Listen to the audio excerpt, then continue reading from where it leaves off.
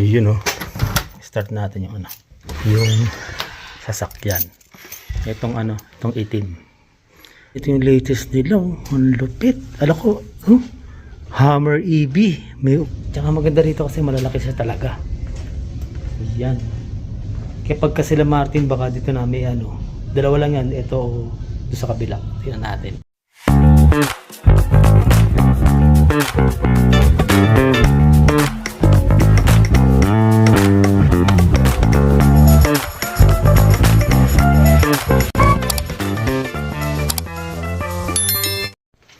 Yun start natin yung yung sasakyan. Itong itim. Yung case okay na yan. Napalitan na yung winter tire niyan yan makapal yung winter tire. Ang maganda sa kanya, may rim na siya ito may rim na rin to sa akin walang rim. Bali ang gagawin dito, ililipat lang yung goma dun sa rim. Bali bibili kami ng winter tire ko, winter rim ko bago matapos tong pag natapos na yung winter, para mas mura siya. Okay, start na natin.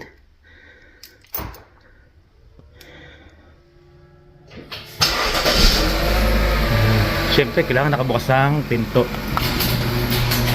Lamig. Good morning Calgary. Yan, buti na lang siya, malinis na. Nalinis na siya agad. Yun lang maganda rito sa pag may condo P, yan lang ang advantage mo. Yung paligid mo malinis, saka yung yung pinaka subdivision. Okay, kunin ko lang ibang gamit ko at diretso na tayo dun sa CMP. Yan yung suot ko, meron ako nitong isang doble na meron siyang hood in case na maano yung tenga natin, may pantakip. So, meron tayong doble na damit. Ito, jacket. Pero kung maglalakad ka, hindi pwede to. Pero kung doon ka lang naman, hindi ka maglalakad-lakad, okay naman to suot natin. Pero kung malayo-layo yung mga lalakad mo, lalo kung mahangin, kailangan isang doble pa, mga tatlong doble. Mas siya, mas malamig siya ngayon kumpara mo last year. Last year, di naman ako nagdo-doble-doble pag ang suot ko, ito lang. Itong itim lang na to ang suot ko, pero i-reserve na rin natin. Kung hindi meron tayong extra kasi mahirap na. Minsan malakas ang hangin, bigla mag-snowstorm. At least meron tayo isa pang extra, diba? Just in case. Tapos ang ginagawa natin, pagka ganito winter, lagi akong naka-full tank. Yan ang gagawin nyo lagi mga katim. Full tank nyo lagi sa sasakyan nyo ng gas. Kasi in case na may mangyari sa inyo, alam niyo naman ngayon na winter, minsan dumadagsa. Ito may nangyari sa sa Toronto. 'Di ba? Halos na stuck sila sa kalye. May stuck ka sa kalye, kailangan mo ng heater. Kailangan naka-full tank ka. 'Di ba? At least tumagal ka man lang doon sa sasakyan sa paghihintay sa traffic. Yan ang ngayon advantage. Pwedeng magbaon kayo ng gas kung gusto nyo. May baon na naman yun. Pag ganito winter, kailangan ganun na ginagawa ko talaga. Kahit naman araw-araw naka-full tank ako kasi dati alam ang panahon, di ba? Lalo na ngayon winter. Nasabi ko, stay lagi kang full tank para in case na may mangyari sa daan, di ba? Iba yung snow di ba? Mahirap din, parang baha din yan di ba sa Pilipinas pag binaha na stranded. At least mainit. Hindi ito malamig. Kailangan natin ng heater, kaya kailangan tayo muna full tank. Okay, at napaintan natin sa sakyan. Let's go na tayo sa biyahe.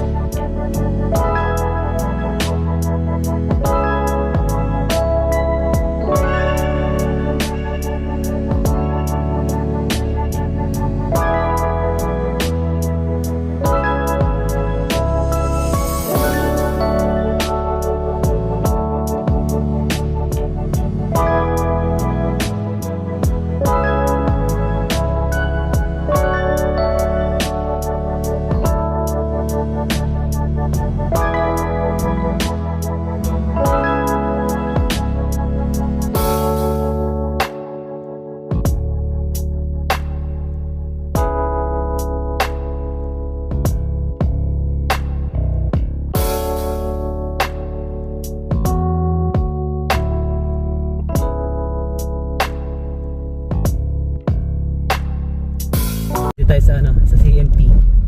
Sakto-sakto tayo alas 8. Yan. Dito tayo rito. Yun, sakto tayo 8 o'clock. Tapat lang tayo dito, papapasukin na tayo niya. Kasi sasabihin ko ano, naka-schedule lang naman tayo. Schedule din for maintenance to, pero wala pa tayo. Baka mahal eh, minsan ang mahal eh. Try muna natin kung may budget tayo. Ayan, pinagbuksan na tayo ng pinto. Yan, at papasok na tayo dun sa loob. Dami nagpapaano. Winter, ano yan, winter tire change. Yan, natawag na tayo. Yan, dahan-dahan din tayo rito. Madulas eh.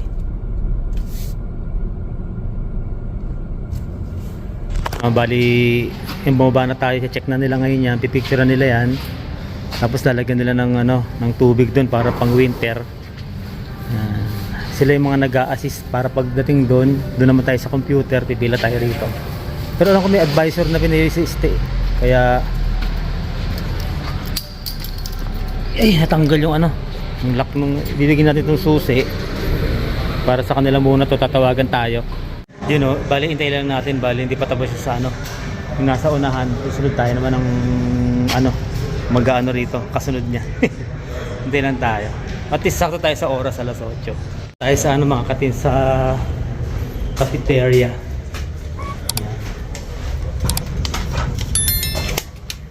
Kamila ko lagi.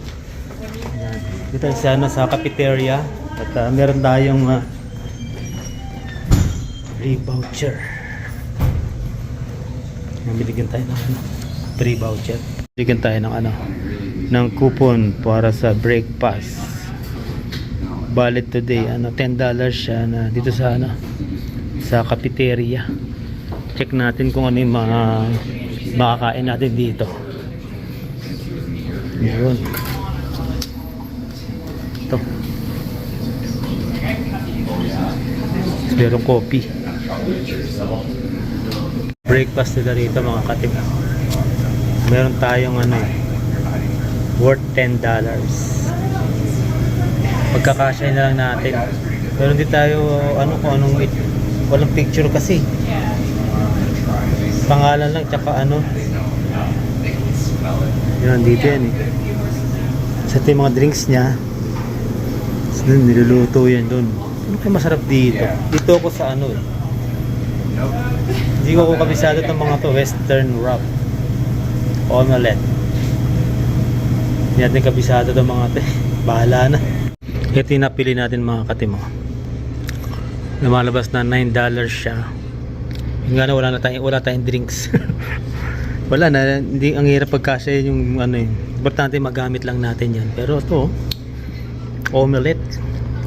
Okay, at least to malapit-lapit sa pagkain natin. Medyo mabubusog tayo.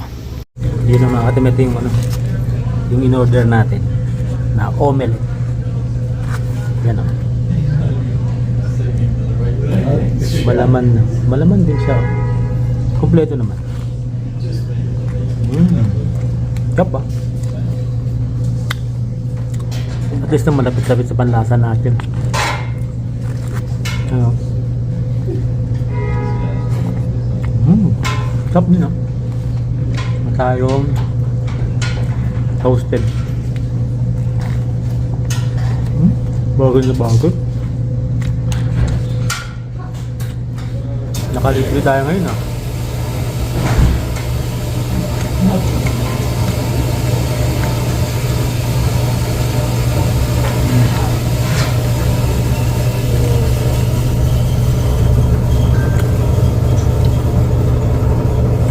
Bakla ito ano yan? Creamy. Magkaan po. Yun know, mga katim, punta muna tayo dito sa ano, sa pinaka showroom nila. Tingnan natin kung anong latest ng ano ngayon, ang tawag dito ng mga kotse ngayon dito. Ay, ito sinasabi ni ano, tingnan natin to yung ano, ito yung bago nila mga katim. Tingnan nyo, ang ganda oh. Check natin to. Ito yung latest nila oh. Ang lupit. Alam ko, Hammer EV. Itong mga nandito, mga may-ari na to, ang laki ng gulong. Ang laki ng shock. Ito ngayon yung latest nila.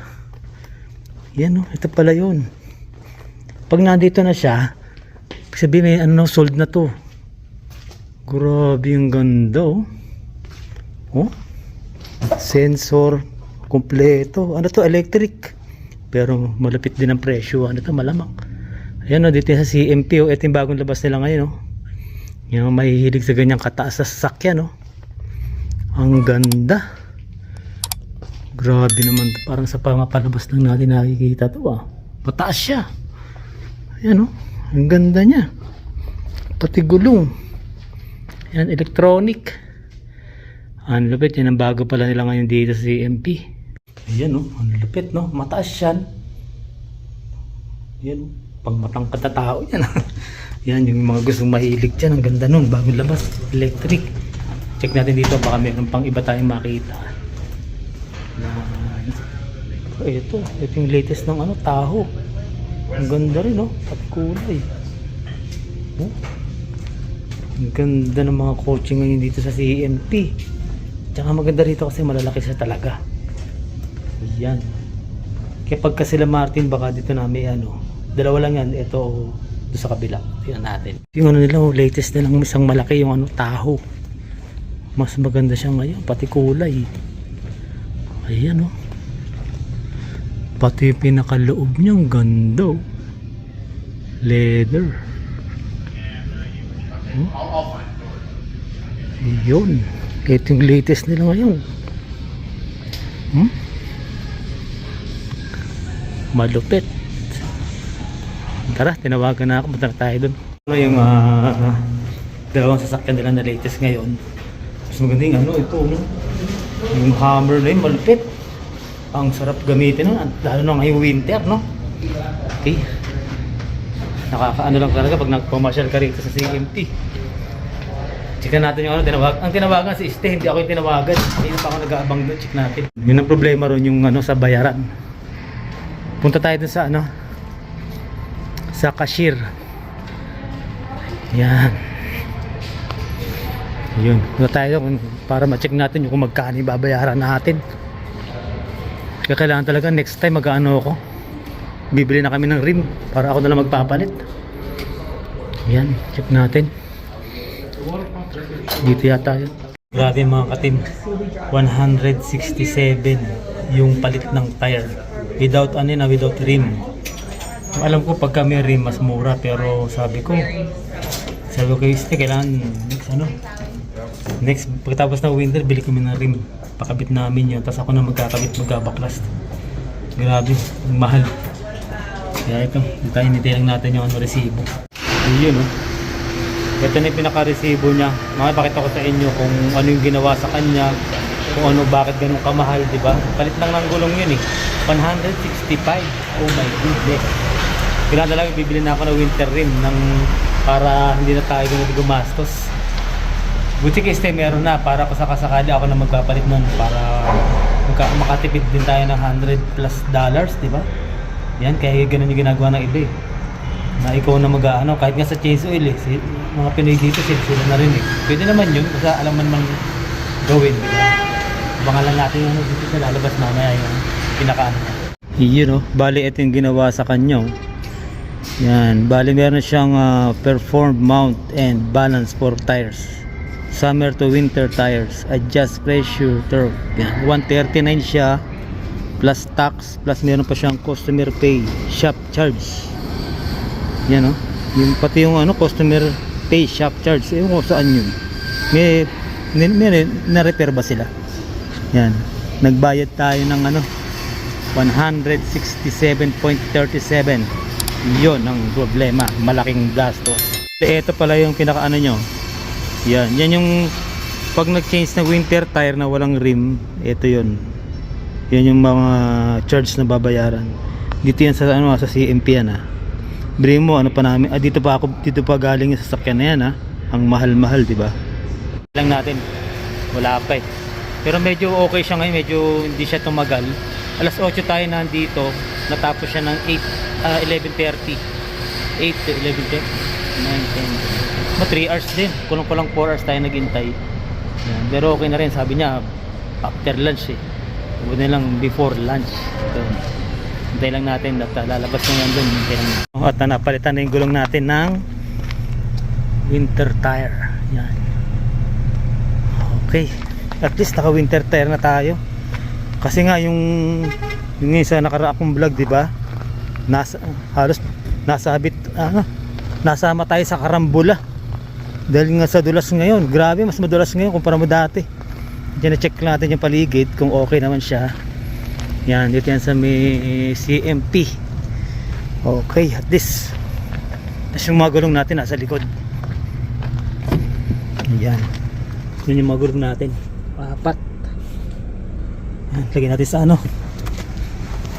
Patong natin doon sa garage natin. Oras na ba? 11:25. Oh, grabe ang lamig. -8 pala eh. -8 tapos ang lakas ng hangin. Patay tayo dyan. Nanginginig tuloy ako. Ayan, uwi na tayo. Buti maaga-aga. Saan na tayo? Oh, nanginginig ako. Grabe ang lamig. 22 minutes ang biyahe natin. Okay, let's go. Andun tayo ng after lunch. Buti naman maaga-aga tayo. Yan, at may luto naman si Steven. Hindi natin kailangan bumili pa ng kung ano pa. You know, yung mga ang sa totoo lang talaga diyan, 2 years na akong naka all season.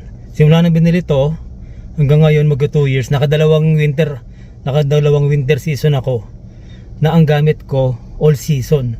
Dito naman kasi all season okay naman siya. Kaya lang lakasan mo yung loob mo kasi mas prone ka sa mga dulas. Sa dulas at may chance ang pagliliko ka sa left, sa right. Ano kaya pagkapipreno ka, mag-right ka, mag-left ka, mas prone ka dun sa dulas sa all season. Kumpara mo dun sa naka-winter tire ka, meron kang parang may chance ka na hindi ka ganun kadulas. Kaya ganun. Sa akin naman kasi kaya ako na bago pa yung gulong ko. Tapos 2 taon na siya. Tapos may all-wheel drive, naka all-wheel drive ako. Pero kung hindi ka naka all-wheel drive at naka all season ka, mahirap. Yung kaba mo hindi mawawala. Lalo sa amin matarik pagpababa. Kaya sabi ko ito sana kahit paano all-wheel drive tayo. Tapos naka winter tire tayo. Yan. Pero doon sa mga gusto ng hindi na nagpapalit-palit ng gulong, pwede yung pwede yung all season. Kasi nag 2 years akong all season eh. Pero nag-decide na lang tayo na magpalit na kasi nga dahil sa mga experience natin na yun nga yung mga dulas-dulas factor. Kaya yun, itong natin ngayon at naka-winter tire na tayo. Tingnan natin ang experience na naka-winter tire. Tsaka kasi ang all season kasi syempre sa ilang years yan. Tapos nag-DoorDash, nag-Uber pa ako. Syempre ninipis din yan eh. Mas lalo siyang dudulas, di ba? Nung bago nga dumudulas ako eh. Kaya okay lang din. Lalo na ngayon kasi kailangan ko yan. Kasi nga bumabiyahe ako sa trabaho ko ng Monday to Wednesday sa cook ako. Bumabiyahe ako, di ba, sa mga store. Kaya lalo na ngayon. Kaya nga sabi ko sa iyo yung nakaraang vlog ko. Akalain mong halos hindi ko alam gagawin ko. Kasi karambulan na kami. Pumreno isa pag nag-merge yung isa, tinamaan siya sa likod, umikot-ikot siya. Tapos syempre itong isa, nagpreno, umikot-ikot. Pag preno ko rin, hindi ko alam kung saan ko yung sasakyan ko, iniiwas ko siya kung saan ka siya tatama. Basta ang importante ron, kung dito sa left siya umiikot, doon mo rin siya ibabaling.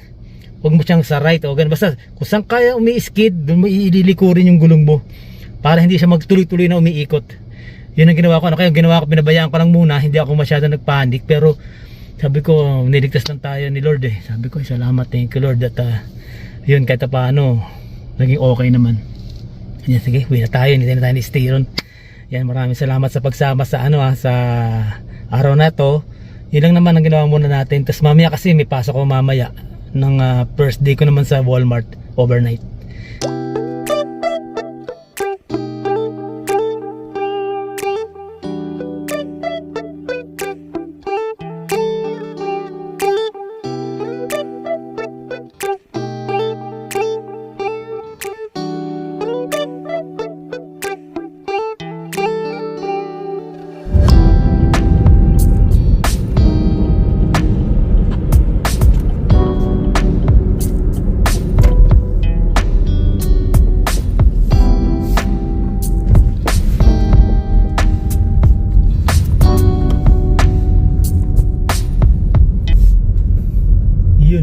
Kati mag-ano tayo, magpaparehistro kasi ano tayo eh, alam ko second week ako eh, baka may charge na to eh.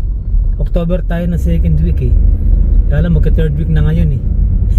Nakalimutan ko na October. Yan. Check natin kung magkano, kung sana walang penalty para ano, hindi tayo mapamahal sa pagrehistro. Yan, sinasamantala lang natin kasi ano eh, mag-ano tayo, yung pag ganyan tumatawag kasi yan eh. Buti ngayon medyo okay siya, pag text natin tayo na agad. Dati mahaba ang intayan nito eh. Siguro ngayon wala, siguro huling-huli na ako ngayon.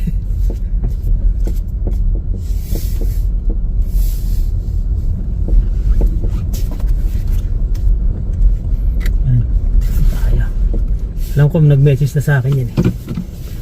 Paparehistro tayo para isang lakad lang eh, makabawas tayo ng lakad.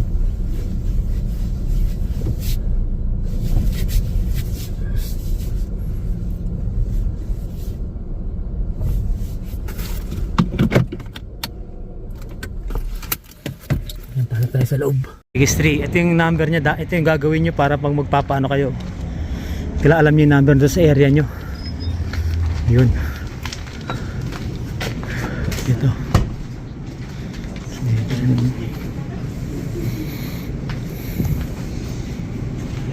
Balikat tapos lang natin magparehistro. Yan. Ano tayo, $93 ang ano ngayon, renew. Yun, $93. Same lang siya nung last year na hindi siya tumaas. Tapos pag yung sa lisensya naman 5 years, 93 din. Yun, okay, let's go. At least nakapag-register na tayo kasi mahirap yung ano, higpit dito. Kaya maganda na yung tapos na natin nalakad dyan kasi busy tayo eh. 3 days tayo sa work eh. Diba? Okay, uwi muna tayo mga ka-team.